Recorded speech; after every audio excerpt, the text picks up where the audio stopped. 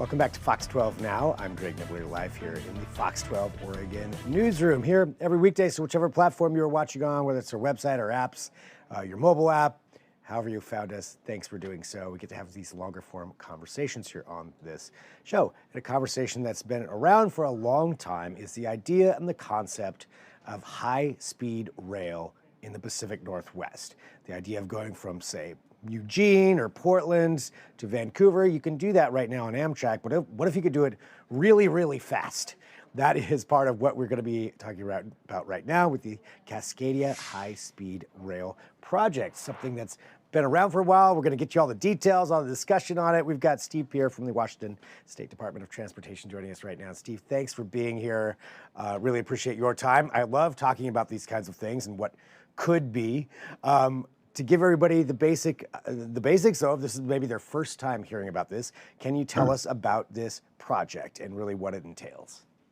Yeah, we're really at the very beginning stages of looking at high-speed rail, mainly between Portland, Seattle, and Vancouver up in British Columbia. So we know that as we're studying this, we know that there is a need.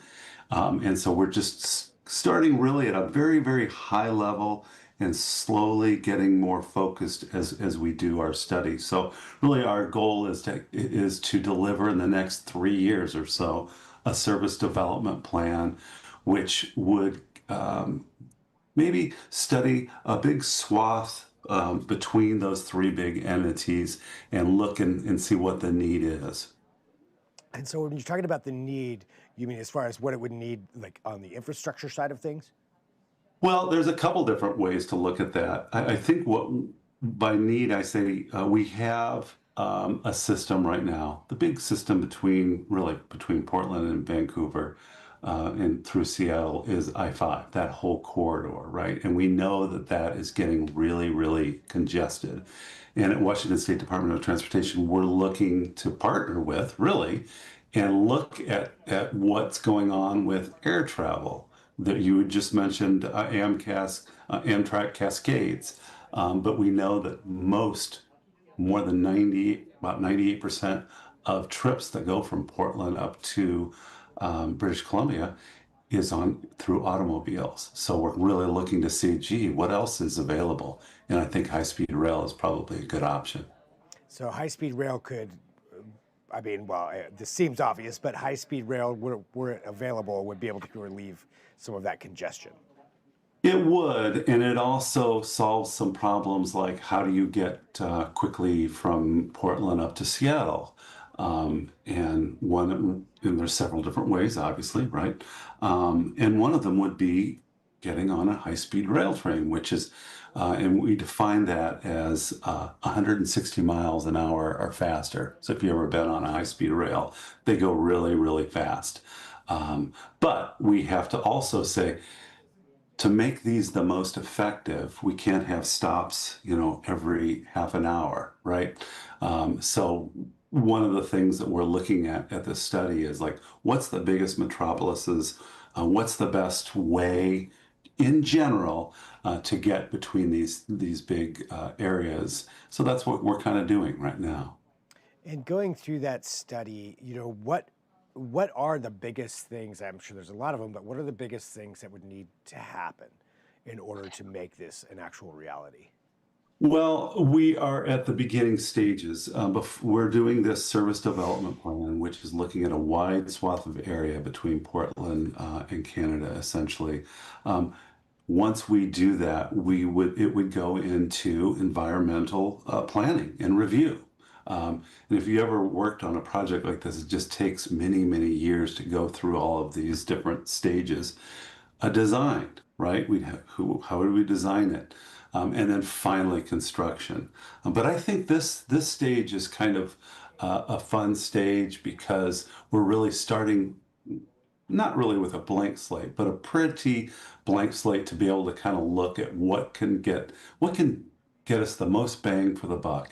And also looking at things like, let's look at 2050, right? We're in 2026 now, but in 2050, there's going to be millions more people in the area, right? And how are they going to get around? We know that there's a lot of congestion. Let me talk about that. In Washington, by 2050, 80% of I-5 will operate at medium to high congestion. Right now it's at 59.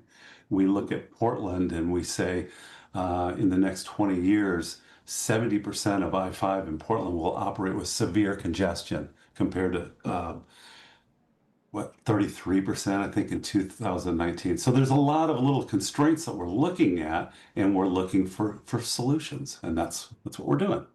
So yeah, that's part of the study then of seeing how this could actually benefit. And when we talk about high-speed rail, let's say it comes to fruition, how fast are we talking about, and what could this do for not just tourism or people getting from city to city, but do for the economies of these major hubs in the region? It would help, right? To say that, not to put, there's some models that would put going between Portland and Seattle, very, very, very quickly.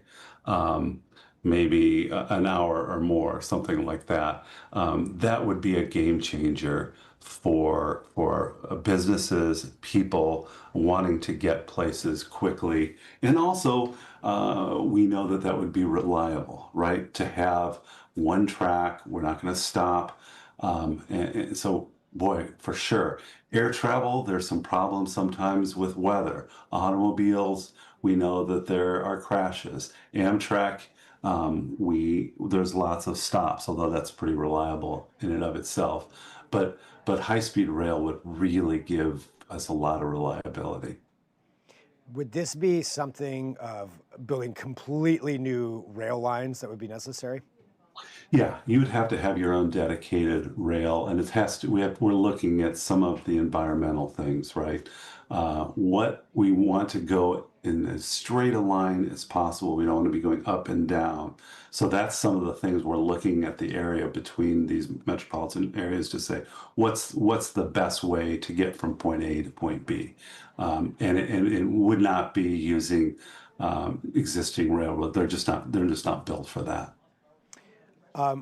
And you mentioned that we're in the beginnings of this. Have you entered into the second phase? Is that right? Yeah, yes, we are. Um, this is something that has been handed to us that we're working on right now. So we are working on, let me just pull up some of the needs and priorities of future high-speed rail riders. We're looking at environmental considerations. We're also looking at how Washington, Oregon, and British Columbia can kind of maybe work together to bring high-speed rail to this, what we call a mega region.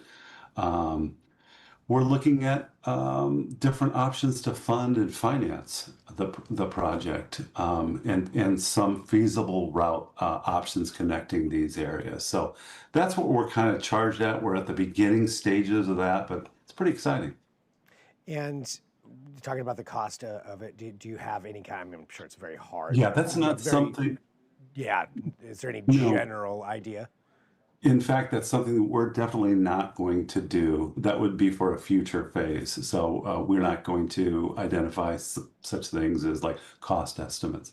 Our our job is to really deliver a service development plan to What the federal government, the federal railroad administration we're working with. That's where we've gotten our funding for, and that's what the report will be in that 2028. report sometime in the next 2, 3 years or something Three like that? years, yeah. 3 years, 3 years. That'll go there.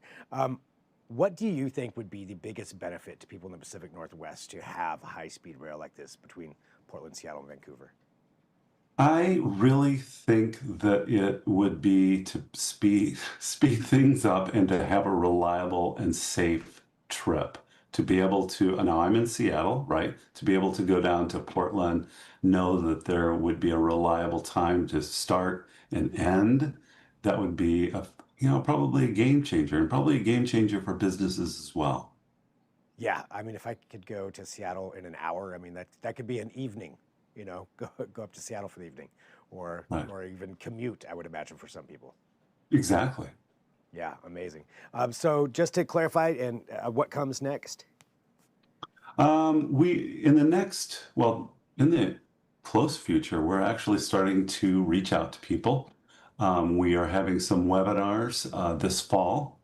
We're going to have an online line open house, and we're really trying to engage with folks, educate them, and then even they have them ask questions. And we'll set up in fact, I can give it to you right now.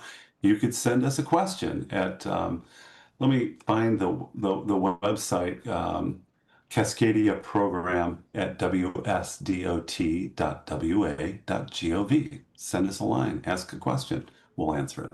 All right, fantastic, Steve. Well, thank you very much for joining us. I really appreciate your time. It's exciting to think about, of where this could go and what this could be, and it's great having conversations like this. Thanks for joining us. Good to join you. And for everybody watching, we need to take a quick break. We'll be back here. This is Fox 12 Now. Thanks for joining us. We'll talk to you here in just a couple of minutes.